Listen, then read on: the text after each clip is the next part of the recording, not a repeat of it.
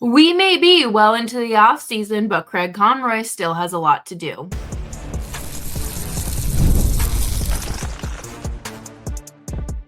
You're Locked On Flames, your daily podcast on the Calgary Flames. Part of the Locked On Podcast Network, your team every day. Hello, everybody, and welcome to today's episode of Locked On Flames. As always, I am your host, Jessica Belmosto, and thank you so much for joining me. Today, I thought that we could take a look at the list of things that have to get done, I would say, even before opening night, let's say by the time camp rolls around. That includes trading Rasmus Andersson, taking a look at, getting Zary signed, and moving forwards. Make sure you're subscribed to Locked On Flames wherever you get your podcasts, as well as YouTube. We are here for you Monday through Friday, 5 days a week. Your Calgary Flames every day. Let's dive right into this because I know it is a hot button topic. Hot button topic. And that would be Rasmus Andersson. We know that the Flames are doing their best they can to trade him, but ultimately teams aren't trading for him unless he's willing to sign an extension there. And there's conflicting reports from Pierre LeBrun saying that, he's only willing to sign and extend with Vegas. But then you have Elliot Friedman who's saying, no, that's not true. So I guess I don't know. I don't know who to believe. I will believe it when I see it. But ultimately, this is a ginormous distraction. And if he is still here by the time camp rolls around, I cannot imagine the level of, I don't want to say animosity, because that's not the right word. I guess it's just going to be very distracting. The same way a few years ago, when Chris Tanev, Noah Hanifin, Nikita Zadorov, Elias Lindholm all needed to be traded. And it was all everyone talked about. It was the only thing talked about in the locker room, and no one wants to be in Calgary. And then it comes out that, Nick Hague didn't want to go to Calgary. He didn't want to play here. And there's been a few other reports. Shout out to the Win column for compiling this because this is where I'm getting the information. So they list out Craig Conroy's swings this offseason. Tried to acquire K'Andre Miller. Canes beat them out. Tried to sign Lindgren. He didn't want to play in Calgary. Tried to acquire and sign Hague. Didn't want to play in Calgary. Tried to offer sheet Byram. Yes. Being willing to possibly give up a 2026 first round pick, but they couldn't agree on a contract. That's a lot, right? We know that. However, giving up a 2026 first round draft pick next year, obviously 2026, would be stupid. I don't care who the player, it's Connor McDavid. Yeah, of course, whatever. I don't care. But there are very few players that I would be willing to move next year's first round draft pick for. But Rasmus Andersson is on this list of things that have played out or are playing out and have yet to be completed. Conroy has done well with the draft and free agency, but now it's time to move Rasmus Andersson. Like I said, it's a big distraction. Bringing him in leaves a risk for injury. We know that he played the last 11 or 12 games of the season with a broken leg. And he's coming off an abysmal season. So I get that he wants to, hold out and see if he can kind of inflate his value a little bit maybe. He is playing for this big contract. So the ball's in his court. But I think that Conroy just has to get it done. I get that Conroy has wishes in what he wants. But this is reminding me a lot of the Noah Hanifin trade, but also the Chris Tanev trade. Because they were doing and hoping to get a first round pick back for Tanev. And that didn't transpire. And ultimately, if you hold out too long, you could be left with scraps, quote unquote scraps. He has a lower value, but there's still plenty there. Teams need a player like Rasmus Andersson.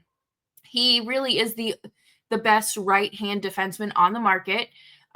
It comes with a price. I really don't feel like it matters too much where he finished last year because it is such a ginormous outlier in his career.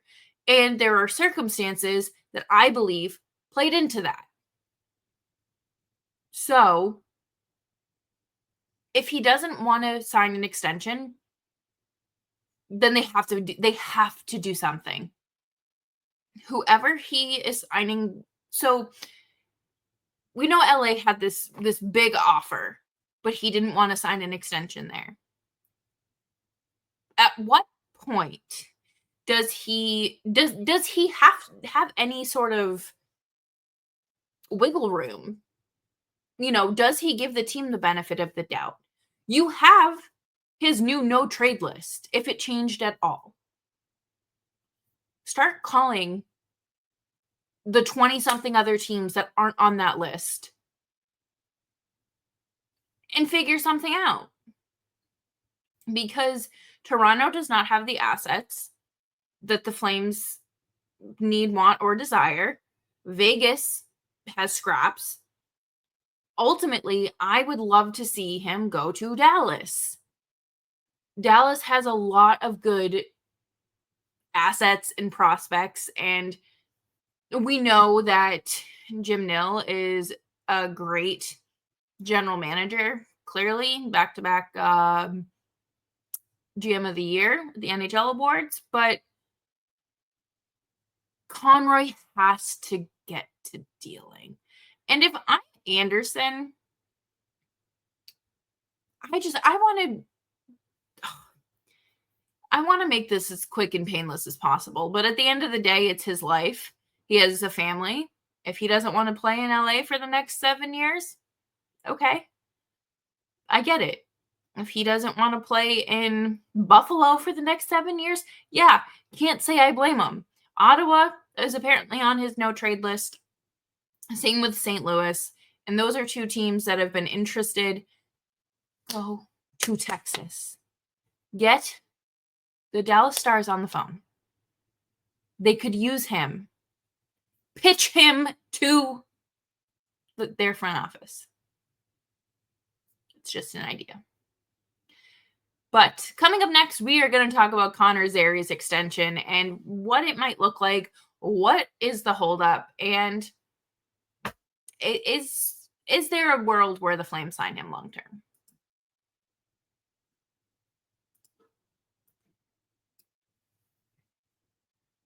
Summer sports are in full swing, and whether you are all about baseball under the lights, golf on the green, or high stakes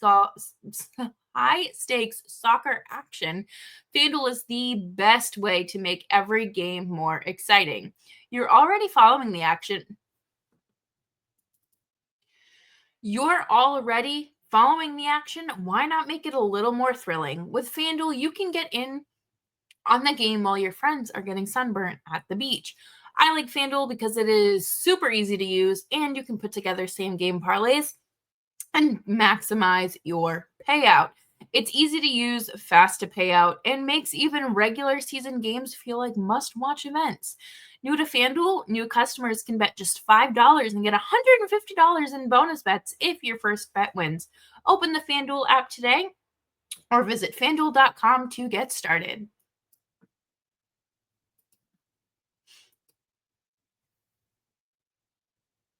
Thanks, everyone, for hanging out with me today on Locked On Flames. Make sure you're following wherever you get your favorite podcasts, as well as YouTube. It is currently 8:56 p.m. Eastern Standard Time on July 8th, 2025, and there is no sign of a Connor Zary extension, which is a bummer. I don't think this is a situation where he's going to request a trade. To me, that feels like I don't want to say a last resort, but that's what it is. That feels very far-fetched. And I know people have been reporting, I use that term very loosely, that he's unhappy with the team. And I do not think that's the case at all. I don't get that vibe in the slightest, but it's not, that's not what I'm hearing either. So I do wish we had an idea of what was going on. What is still being negotiated? Is his camp looking for term? Is it money? Do the Flames maybe want to go longer and he wants to go shorter, or vice versa? I would imagine that the Flames are concerned about injuries. We've talked about it a lot on this podcast, and just the fact that he had 2 significant knee injuries this year alone is concerning. They are not his fault. But sustaining injuries to the same knee at this point in his career could eventually play a big part in what's to come down the line. It could impact his future. We've seen injuries. I mean, look at Mangiapane, okay? He injured his shoulder in that 2021-22 season, and he has not been the same since he had to have it surgically repaired. So all it takes is one bad injury that you might, to me, shoulder surgery, yes, it's a big deal, but that's routine for these guys. Most players bounce back. And I think with Zary, his broken ankle, and just it is another cause for concern, because your knee and ankle the joints they play the role. If you have a bad knee, or if you have a bad ankle, chances are you have a bad knee. And if you have a bad knee, chances are you have a bad ankle. And same thing goes with the hip. Don't know anything about Zary's hips, but just a quick science lesson. Zary has a lot of potential.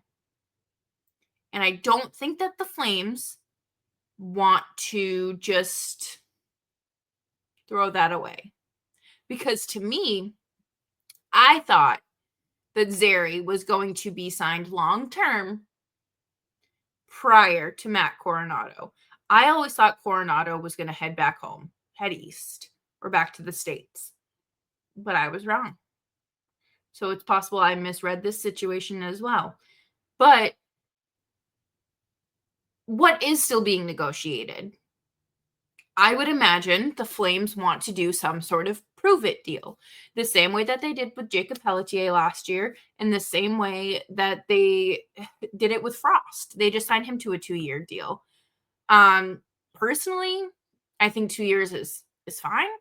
I don't know, maybe if someone's thinking 1 versus maybe 3 years, you have to meet somewhere in the middle. I think that it would be fine if the Flames did 1 year, but I also like the idea of 2 because it offers you security. And right now he's his current, or the contract that just expired, he was making $863,000. I would say you're probably going to bump that to probably, let's say, 1.8 to 2.3 million, which is absurd. That is a lot of money. But you have to incentivize him at the end of the day. Where are you going to work? Somewhere where they give you more money? Yeah.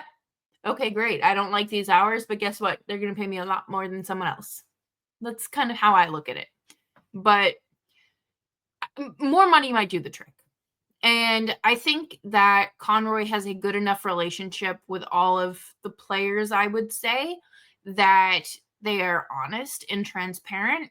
No one is more aware of the plan than the players and those involved in the organization. So, to me, I think 2 years at no more than $2.3 million would be appropriate. Could I see them maybe pushing it to 2.5? Yeah. Cap space isn't an issue for the Flames. He's the only unsigned RFA. I don't see anyone offer sheeting him. Had he stayed healthy, do I think that this would have been done? Yes. Even if it was just that one knee injury, I think it would have been signed, sealed, delivered already. And I think you do that to avoid offer sheets. But no one's offer sheeting Connor Zary right now. It's not, it just doesn't make sense. To offer sheet a player like Keandre Miller, that makes sense. Offer sheeting Bo Byram does not make sense. So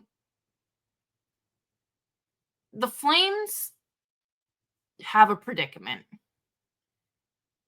And one of the first things they teach you in sales is whoever talks first loses. So when I present you an offer and you look at it and I say, "Oh, what do you think?" I lose. But if I stay quiet, sit back and wait for your reaction and hear what you have to say, I don't want to say you lose, but I kind of have the upper hand here because I know what I don't have to counter something that I already asked. So I don't necessarily think that's what's going on here, but you have to negotiate. You absolutely have to negotiate. I don't think that Connor Zary is a player you lose. I really think that this next deal is just going to have to be a prove it bridge deal because I don't want to put 7 years on paper for Connor Zary when he hasn't played a full NHL season. He could have done that this year had he not suffered both injuries. But what does next season look like for him? Let's say the knee's healthy, the ankle's healthy, he's healthy, he's put on a little bit of weight, he's doing great skating, he's shooting more, his net front presence remains beauteous. Then maybe I'm seeing something, but I want to see it done again. So that's why I think a 2-year deal is more than enough. I think that's just what you need. Because one season isn't going to do it for me. But coming up next, we're going to talk about clearing space so these younger players can have a true shot at taking a job.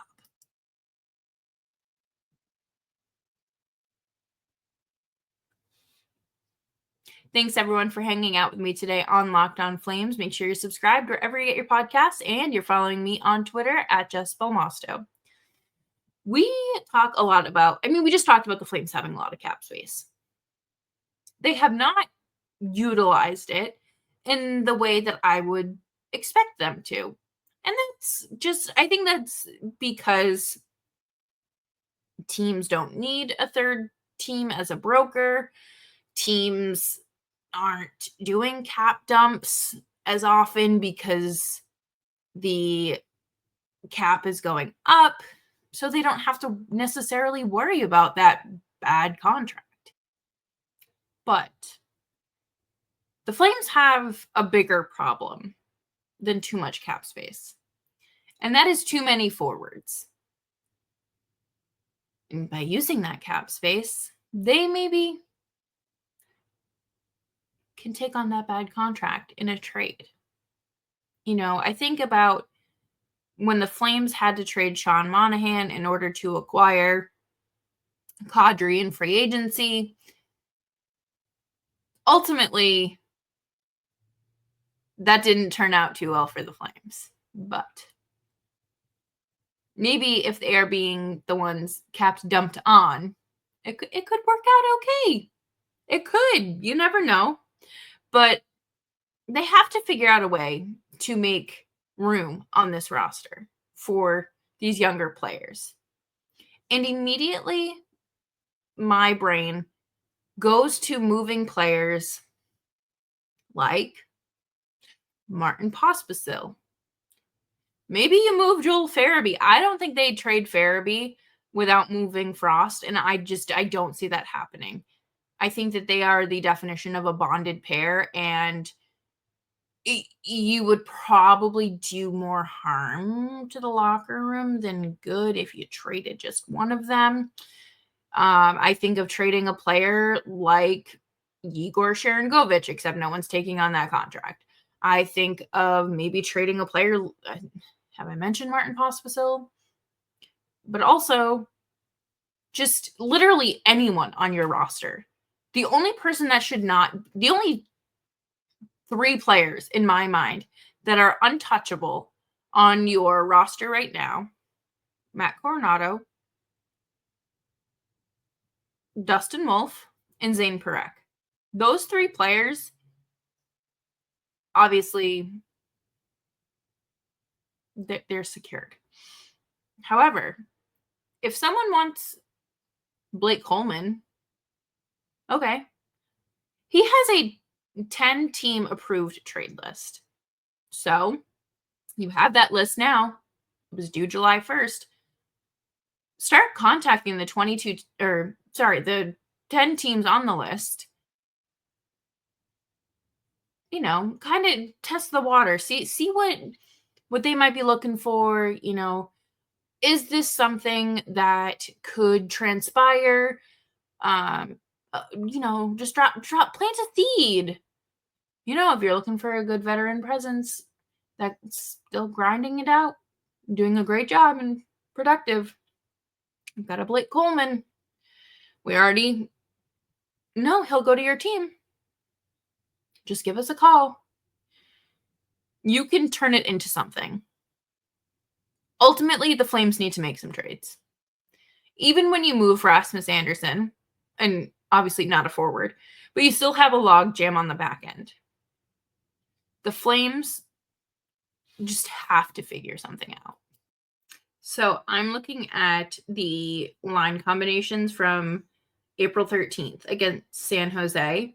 And immediately, Martin Pospisil, you could trade. Adam Klapka is also a guy you could trade. You have enough middle 6 forwards and bottom 6 forwards, truly enough bottom 9 forwards to round out a whole other team. Let's move on. I think in 2 years, maybe you can trade the Sharangovich contract. Ryan Lomberg, another player that's great in the room, but is ultimately taking a spot from a young player. We are looking at the 2025 Milan Lucic, which feels so insulting to say. So Ryan Lomberg, I'm sorry. But ultimately, if you want guys like Suniev in the lineup, if you want to see, I mean, granted, Cole Reshny isn't making his debut anytime soon, but if you want to see Rory Kerins, if you want to see players like Reshny and Cullen Potter, you're going to have to figure out a way to clear some room for them. And the same thing on the back end. Mackenzie Weegar and Joel Hanley. Joel Hanley as your top pairing defenseman makes me really question this roster construction because truthfully, that spot should be Parek's. Yes, I don't care. Next question. Kevin Ball. I mean, maybe you play Weegar with Ball. Braden Pachal and Jake Bean. I do not want to see them on the ice. I don't. I think that both of them are abysmal. And I think Miramonov, like these guys should be, let's see, Pachal, Jake Bean, and Joel Hanley are 3 players that could be in the press box along with Miramonov. And you could put in Parekh with Ilya Solyov and Yan Kuznetsov. Look at that. I just gave 3 young guys on your roster a spot. How are they supposed to come in and take a job when there's no jobs to take? Because we know that you're not just going to give up Jake Bean's spot. We know that. And it's not because he's so good. It's because of who his father is. Braden Pachal was not good last season. He struggled a lot. So he should be up in the press box. Miramonov, why didn't they trade him when they had the chance? They should have traded Joel Hanley at the trade deadline. How many 6th, 7th, and 8th defensemen could one possibly have? Because I think the Flames have more than enough. The Flames have to figure out a way to get out from under this mess. And I feel like this is something I've been saying since I started hosting the show 5.5 years ago. I think that there is a lot that has to happen, and those are going to be tough moves. And we know that Conroy doesn't want to hurt anyone's feelings, but it's a business. Unfortunately, sometimes those decisions have to be made. And we'll hopefully get to talk about some of those tough decisions coming up this offseason on Locked On Flames. We're here for you Monday through Friday, 5 days a week, your team every day. Make sure you're subscribed wherever you're getting your podcast, as well as YouTube, and I will see you all tomorrow.